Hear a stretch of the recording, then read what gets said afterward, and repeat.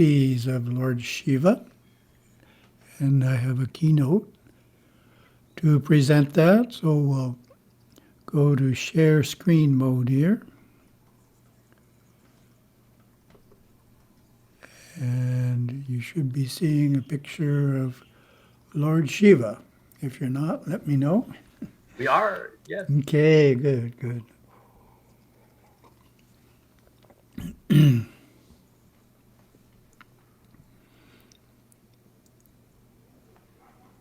So we want to start with a comment on Shakti.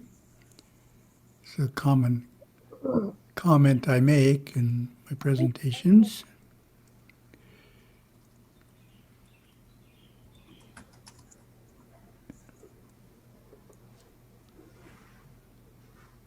Common symbolism is to depict the deity, such as Lord Shiva, as male, and the god's energy, or Shakti, as his spouse. God is everywhere seen as the beloved divine couple. Philosophically, however, the caution is always made that God and God's energy are one, and the metaphor of the inseparable divine couple serves only to illustrate this oneness. An analogy that focuses on the energy aspect of Shakti is to think Shiva is the fire, Shakti is the heat of that fire. There are 8 great Shaktis of His Majesty Lord Shiva. These vibratory rays can be felt through your body, especially the first 5, and we'll come back to that point. The first 5 can be felt through the body especially. They should always be with you. What is this Shakti, you may be wondering? It is being in the presence of divinity.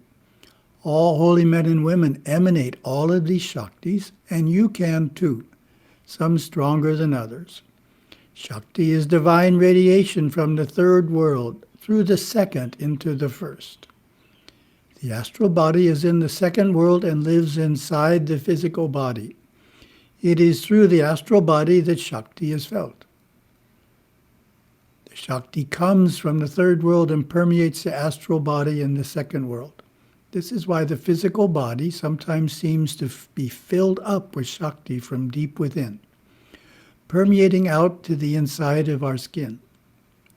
Deeply awakened souls become so filled with the Shakti of the divine that it permeates as cosmic rays out through the skin to the perimeter of the aura, the colorful film of light that surrounds the body. It is felt by other people and attributed as a personal darshana. Each of the 8 Shaktis of God Shiva has a color.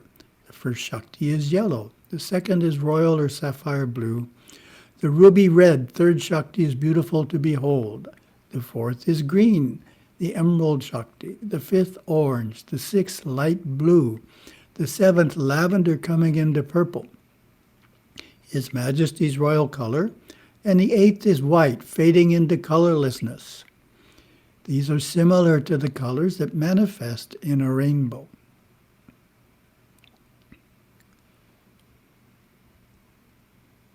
The first Shakti, yellow in color, emanates the feeling of love and compassion that the good person naturally has for his or her immediate family.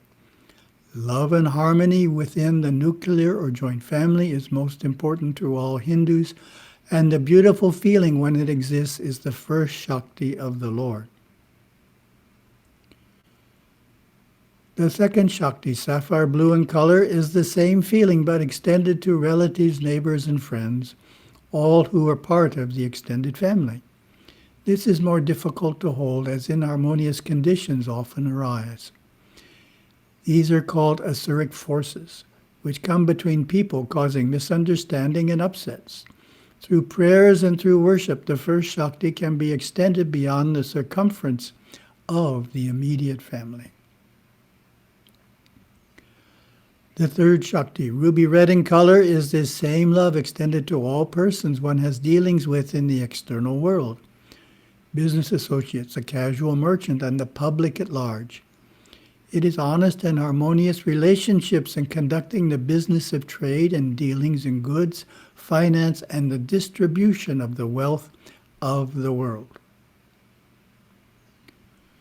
The fourth Shakti, emerald green in color, brings through the creative, intuitive mind the love of culture and all that it brings, religious formalities, and the respect and appreciation of discipline.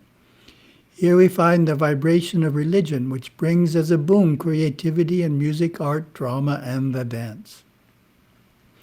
It is through the fourth Shakti that religious practices are performed consistently. The fifth Shakti, orange in color, extends into the wonderful feelings obtained by the outpouring of love of God Shiva and the gods of Saivism.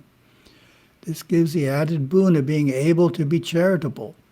For those who love God, perform charity, build shrines and temples, and participate in the overflowing generosity of their abundance, earning the good dharma, the merit accrued for this life and passed on to the next.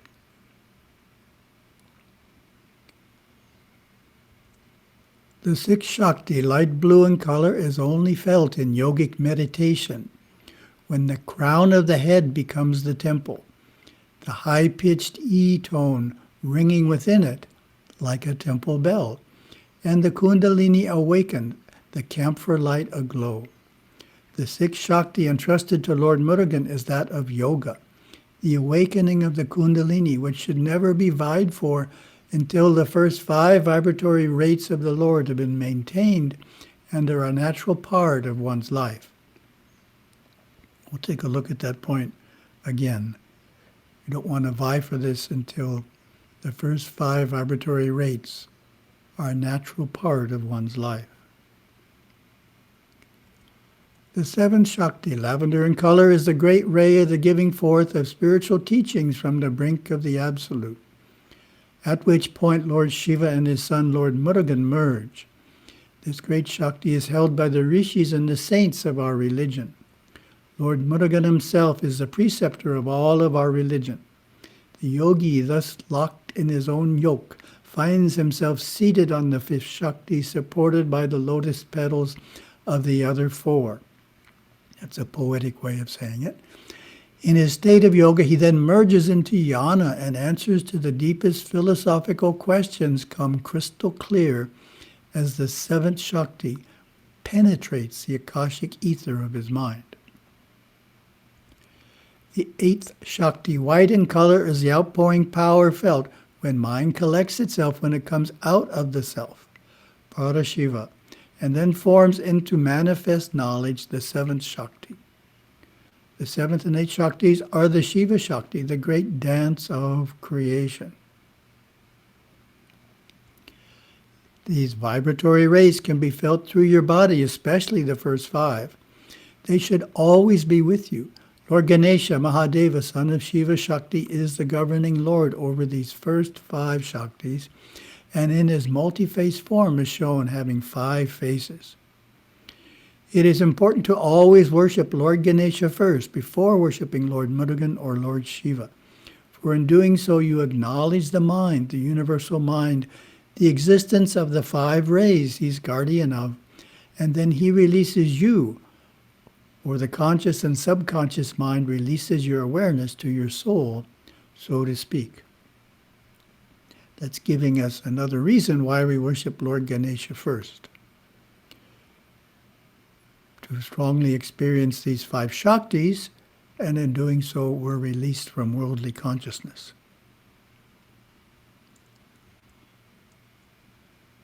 A little more obscure are the 6th and 7th Shaktis. Lord Murugan, Mahadeva, son of Shiva, is the Lord of these 2 Shaktis, and in his multi-face form is shown having 6 faces.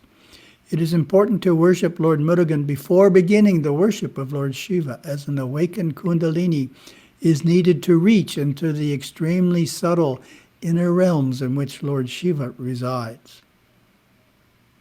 It's giving us a reason for worshiping Lord Murugan after we worship Lord Ganesha and before we worship Lord Shiva, which is it awakens the Kundalini, or it can awaken the Kundalini, and that is needed to actually experience Lord Shiva.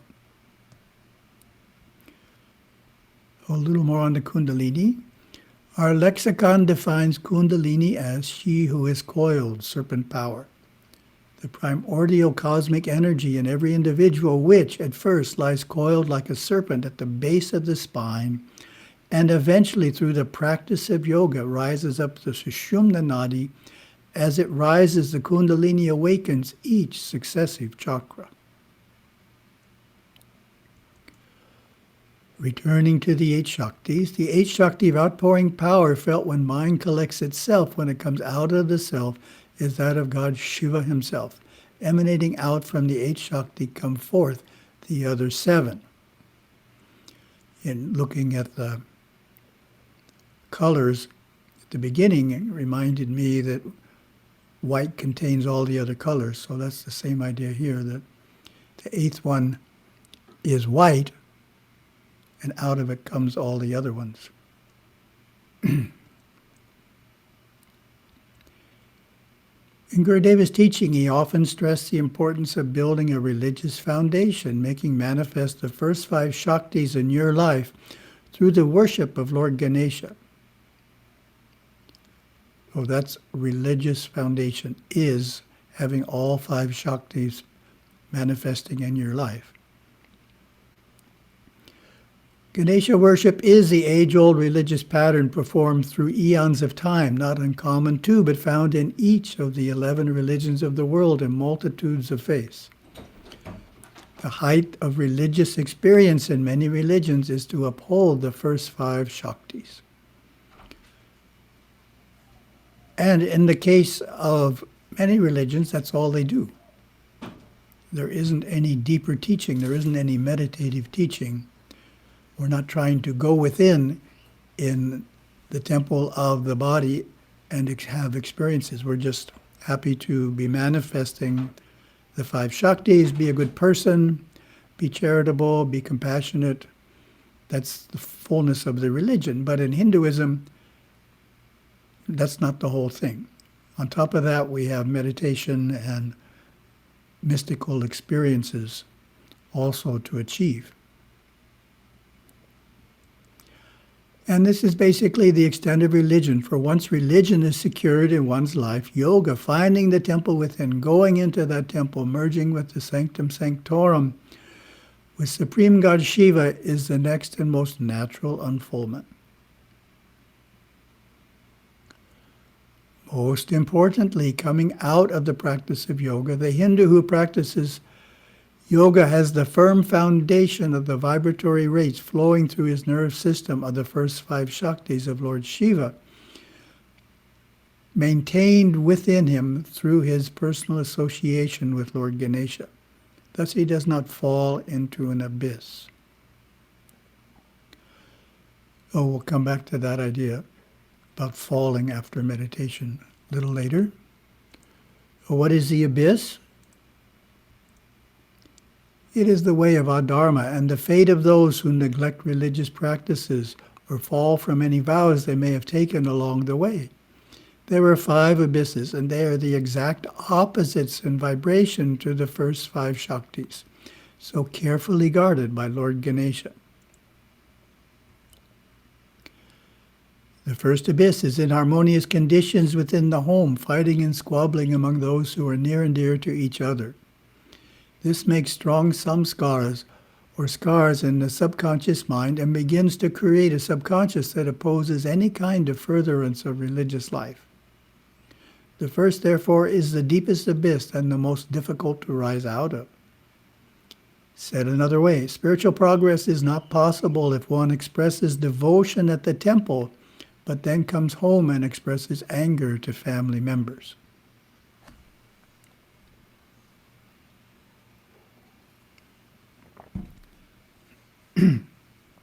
That, of course, is one of the meanings of living with Shiva. The way we act at the temple is the same way we act at home. We're not 2 different people. If we're very devotional at the temple and we're nice to people, when we go home, we should be devotional and nice to our family members. We shouldn't yell at them or worse.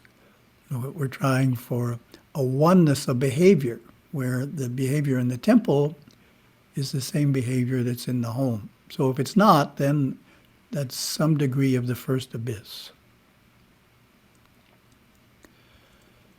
The second abyss is inharmonious conditions and misunderstandings allowed to exist without apology, recompense, or forgiveness between acquaintances, friends, and relatives not living in the immediate home. The third abyss is that of worry and trouble. The courts of law handle this one, the collection agencies, and displeased customers. Lack of courtesy in business affairs, the borrowing and the lending of money all together throw their power into making a luscious, comfortable, luxurious abyss of inharmonious conditions within the business world. Simple way of thinking about that is if you owe money and you're not able to pay it on time, then the phone starts ringing and creditors start calling on a regular basis. And what does it do? It upsets everything. So we can't have that going on and expect to be making good spiritual progress. So we have to discipline our finances, discipline our business transactions so they don't generate agitation in the mind. The fourth abyss is a most treacherous one, and even though some may have avoided falling in the first three, they may still find themselves in this one, turning their back on culture, scholarship, serious literature, and philosophy, despising music, art, drama, and the dance, ridiculing religious people and their practices, content with the libertine, dull, drab life of material things. So that's a more subtle abyss. It's not inharmonious conditions, it's a disrespect or dislike or non-ability to connect with cultural and religious practices. The fifth abyss is the dismal condition one experiences when devoid of the childlike spontaneity of spiritual giving, worship, and religious service. When this abyss grips and shrouds the soul, it is the negative vibration felt by the person who feels nothing when he goes to the temple, sees the deity as a piece of stone or metal, and who observes and faults those around him. In the realm of Lord Murugan, there are no abysses. Neither the sixth darshan nor the seventh have a corresponding abyss. However, once these two darshans are sought for, through the practice of Kundalini Yoga, the force of them will fling the yogi back into the five positive darshans of the Lord, or one or more of the five abysses of the asuras. It is plain to see that the doors of each abyss must be firmly closed, sealed off, before serious yoga practice is sought for or performed. For example, someone has a great meditation and there's lots of spiritual energy in the head, feeling unusually dynamic, and tries to do some things in the world and they don't work out the way he or she wanted them to work out. That can generate frustration and anger. And if you're not careful with all that energy, you can become more angry than usual and actually hurt people more than you normally would with your words because they have so much power in them. So you don't want to do that. You don't want to take inner power and turn it into intense anger. That creates karma and a big upset. So we need stability in the five Shaktis. We don't want to end up in an abyss. So that's the manhole is the abyss in the graphic. There are 13 vibratory rates in all. 8 are positive and 5 are negative. That's a summary. Within all of them, beings live in the first world and the second world. The devas and asuras are thus explained. In Hindu mythology, there is as much reference made to the asura as to the deva. And this is because the devas live within the first and second worlds in the first 5 Shaktis.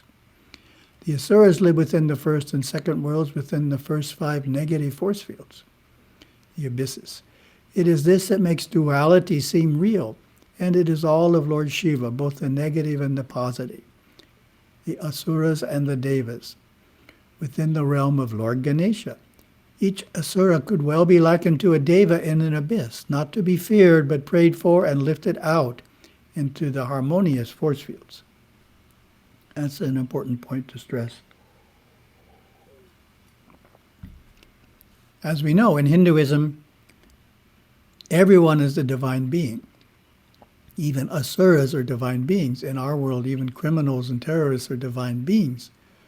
The divinity is within them because they have a soul, but they're not expressing that divinity. They're not aware of that divinity. They're acting in negative ways.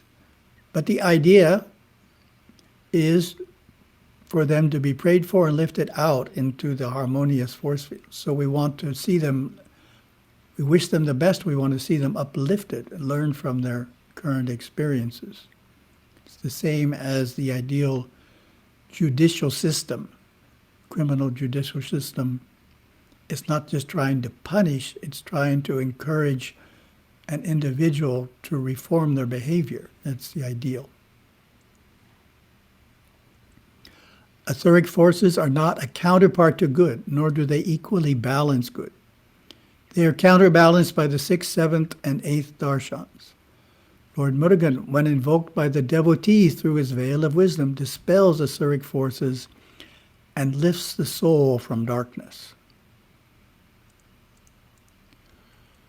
And a little different idea here. The next few slides. You do not have to be in the physical presence of your mother all of the time to feel her presence. You can, even if she is miles and miles away, especially if you have a picture of her with you, feel her presence.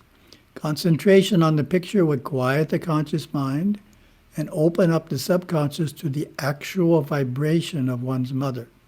This is why we have pictures and statues of our deities, so that we can quickly keep tuned in to their Shakti. Looking at a picture of Lord Ganesha, immediately your nerve system will get the impact of the first 5 Shaktis, most probably all at once. You would feel like royalty in the world, able to do anything permanent and secure, and these 5 Shaktis indicate that you should. Well, that's an important point there. That's what we're striving for, is to be able, when we focus on Lord Ganesha, to feel all of his 5 Shaktis in a strong way. And our Zoom satsang, the next one coming up, we're going to talk about how to do that.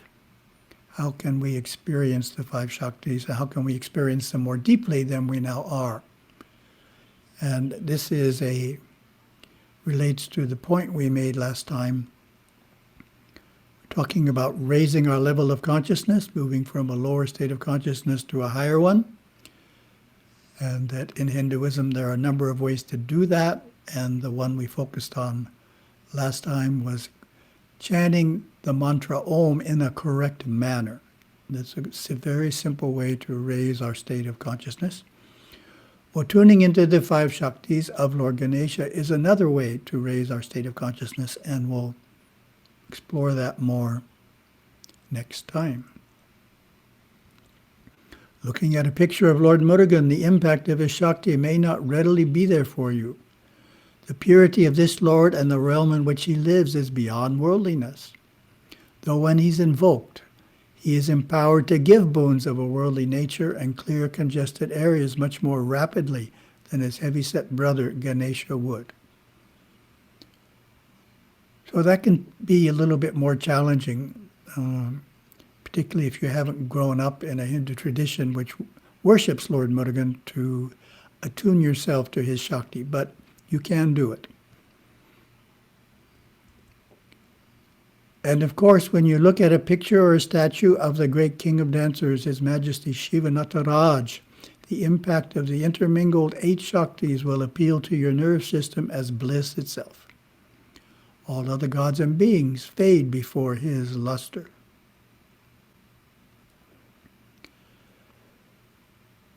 Oh, in conclusion here, I have a statement from the 1977 course on Siddhanta. It's called Siddhanta Course 1977 that Gurudeva wrote. And he has a letter at the introduction of each lesson which talks about the 8 Shaktis and talks about them in terms of the physical layout of Sanmarga Path. So Sanmarga Path is the part of our property which starts at the Rudraksha forest, goes through a Ganesha worship area, then Murugan has a hill, up Muruga Hill, then down into the Shiva area, which starts with the Swayambhu Lingam, which is the lingam on which Shiva sat in Gurudeva's 1975 vision. So this is making reference to the physical path, tying it into the 8 Shaktis.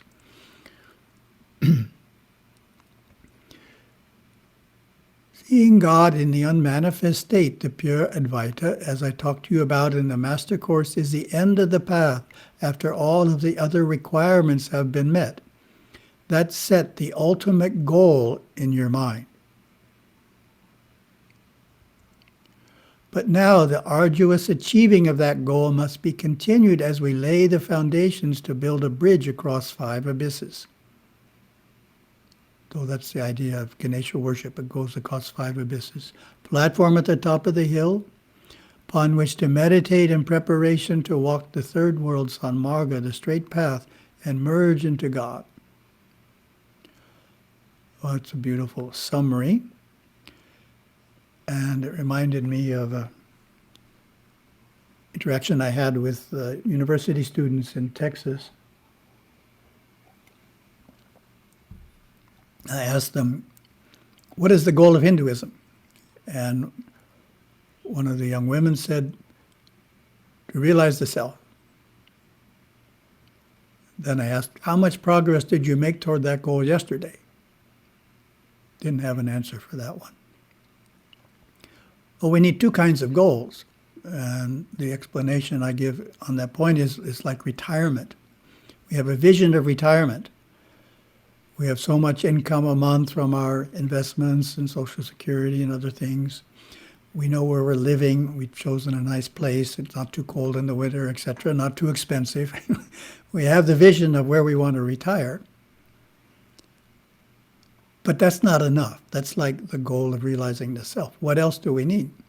Well, we need to set aside a certain amount each month so that when retirement comes, we'll actually be able to afford that vision.